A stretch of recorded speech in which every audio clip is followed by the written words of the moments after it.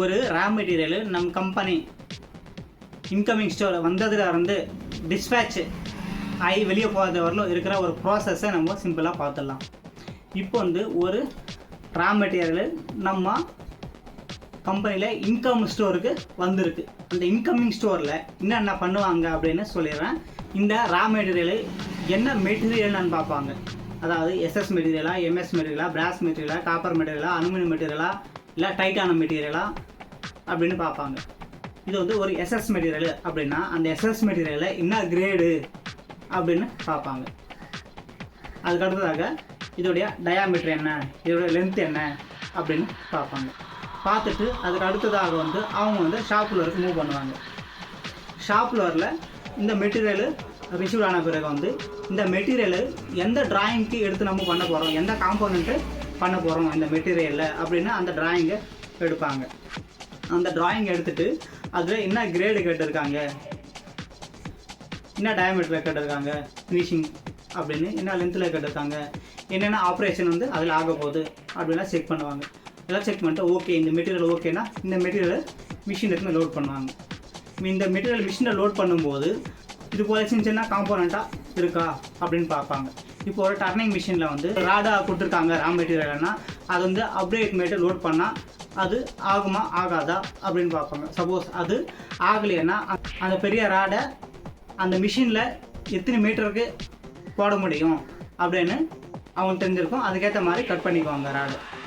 Suppose அந்த இடத்துல ஒரு பார் ஃபீடர் மிஷினும் இருக்குது அப்படின்னா அந்த ராடு கட் பண்ண மாட்டாங்க. அப்படியே பெரிய ராடை போட்டு லென்த்தியாக போட்டு அப்படியே ப்ராசஸ் என்ன இருக்கோ கண்டினியூ பண்ணுவாங்க. இது போல் காம்போனண்ட்டை இப்போ நம்ம மேனுஃபேக்சரிங் பண்ண போகிறோம்.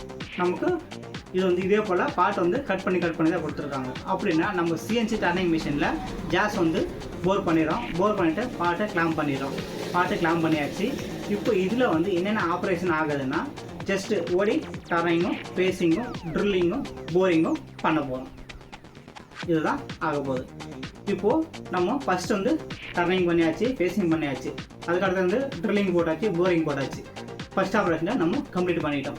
அதுக்கு அடுத்ததாக செகண்ட் ஆப்ரேஷனில் இந்த பார்ட்டு இப்படி திருப்பி நம்ம ஜாஸ் மறுபடியும் அதே ஜாஸ் ஆகும்னா அதே ஜாஸில் போட்டுடலாம். இல்லை அந்த ஜாஸ் ஆகலைன்னா நம்ம வேறு ஜாஸ் எடுத்துகிட்டு நம்ம ஜாஸ் போர் பண்ணி பார்ட்டு கிளாம் பண்ணிடலாம்.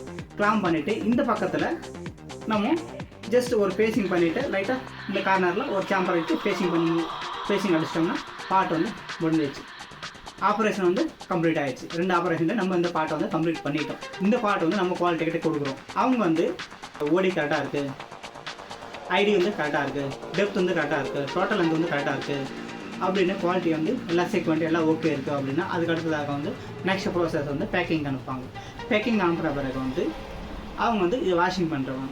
வாஷிங் ஆன பிறகு ஒரு சிலர் ரஸ்ட் ஆயில்ன்றதுக்காக ரஸ்ட் ஆயில் போட்டு அதுக்கப்புறமா பேக்கிங் செக்ஷனுக்கு அனுப்பிடுவாங்க. அங்கே பேக்கிங் பண்ணி அதுக்கப்புறமா மெட்டீரியல் டிஸ்பேட்ச் பண்ணுவாங்க. ஓகே ப்ரோ, இது போல் ப்ராசஸ் இருக்குது. நான் சுருக்கமாக தான் சொல்லியிருக்கேன். இதே ப்ராசஸ்ன்னு எடுத்துக்கிட்டோம்னா இன்னும் பெருசாகவே இருக்கும். இதுக்கான ப்ரோக்ராமிங்கு, டூல்ஸு, இன்னும் ஏகப்பட்ட ப்ராசஸ் இருக்குது. நான் சிம்பிளாக முடிச்சிருக்கேன்.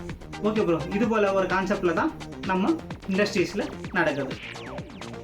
சிம்பிளாக 4 வார்த்தையில் முடிச்சிட்டேன். ஆனால் ப்ராசஸ்ன்னு எடுத்துக்கணும்னா இதில் அதிகமான வேலையே இருக்குது. நான் ஜஸ்ட் ஒரு இன்ட்ரோ கொடுத்துருக்கேன், அவ்வளோதான். ஓகே ப்ரோ, இந்த வீடியோ உங்களுக்கு பயனுள்ள வீடியோவாக அமையும் என்று நான் நம்புகிறேன். நம்ம சேனலை சப்ஸ்கிரைப் பண்ணிக்கோங்க. இந்த வீடியோவை உங்கள் ஃப்ரெண்ட்ஸுக்கு ஷேர் பண்ணுங்கள்.